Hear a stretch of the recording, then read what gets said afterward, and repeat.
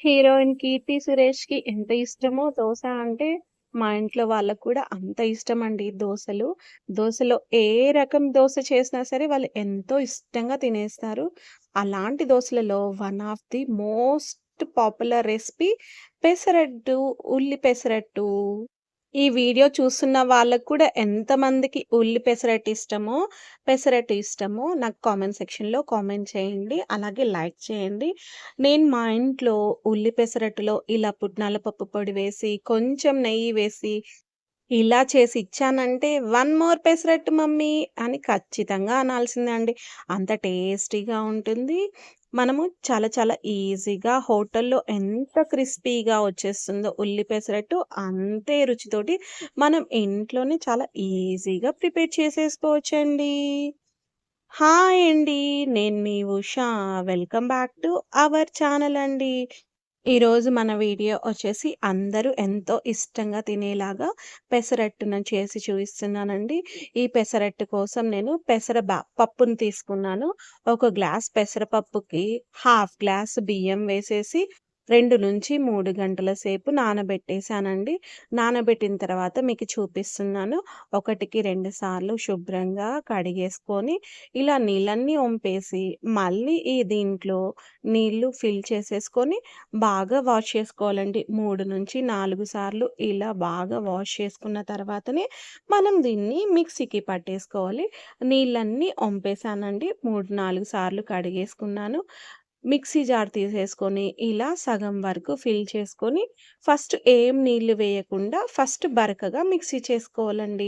తర్వాత తగినంత నీళ్లు పోసుకుంటూ ఇలా మెత్తటి పిండిలాగా మనం ప్రిపేర్ చేసుకోవాలి. మిక్సీకి నిండుగా వేసుకోకుండా సగం సగం వేసుకుంటూ మనము ఈ పిండినంతటిని మిక్సీ పట్టుకోవాలండి. నేను మరో రెండో వాయి కోసం కూడా ఇలా పప్పు వేసేసుకొని తగినంత నీళ్లు వేసేసుకుంటూ మొత్తం 2-3 వాయిలుగా నేను ఈ పిండిని పట్టుకున్నానండి. మరీ ఎక్కువ ఎక్కువ నీళ్లు వేసుకోకుండా మనం చూసుకుంటూ పిండిని పట్టుకోవాలండి. చివరగా నేను మిక్సీలో కొన్ని నీళ్లు వేసేసి తొలిపి ఇందులో వేశాను.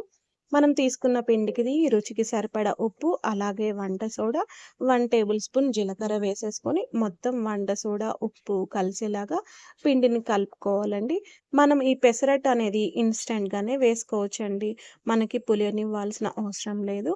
అందుకని కొంచెం వంట సోడా కాస్త ఎక్కువే పడుతుంది. ఫస్ట్ చిటికెడు వేసి చూసుకోండి. మనకి దోస క్రిస్పీగా రాలేదు అంటే మరో చిటికెడు వేసుకొని మనం దోసలు వేసుకోవచ్చు. నేను ఉల్లి పెసరట్టు కోసం ఫస్ట్ కట్టర్‌లో ఇలా 2, 3 ఉల్లిపాయలని కట్ చేసుకొని అందులోనే ఒక చిన్న పచ్చిమిర్చి ముక్కను కూడా వేసేసాను. అలాగే కొంచెం కొత్తిమీరని, కరివేపాకుని, చిన్న చిన్నగా అల్లం ముక్కల్ని వేసేసుకొని ఇలా బౌల్‌లో రెడీగా చేసి పెట్టుకున్నాను. తర్వాత స్టవ్ ఆన్ చేసి దోస పెనం పెట్టేసి అది బాగా వేడెక్కాక ఒకసారి వాటర్‌తో మొత్తం దాన్ని క్లీన్ చేసేసుకొని, మనం ముందుగా మిక్సీ పట్టుకున్న పెసరట్టు పిండిలో ఒక కప్పు తీసుకొని ఇలా వేసేసాను. కాస్త పచ్చిదనం తగ్గాక పైనుంచి ఆయిల్ కానీ, నెయ్యి కానీ వేసేసుకొని, మరోవైపు తిప్పేసుకొని, 2 వైపులా మనం పెసరట్టుని ఫ్రై చేసుకోవాలండి. ఇలా చూడండి, నేను తీసుకున్న కొలతలతోటి పెసరట్టు వేశాను నేను. ఎంత క్రిస్పీగా మనకి హోటల్‌లో ఇలా రోల్ చేసి ఇస్తారు కదండీ! అలాగే వచ్చేసిందండి. చాలా క్రిస్పీగా వచ్చేసింది ఈ పెసరట్టనేది.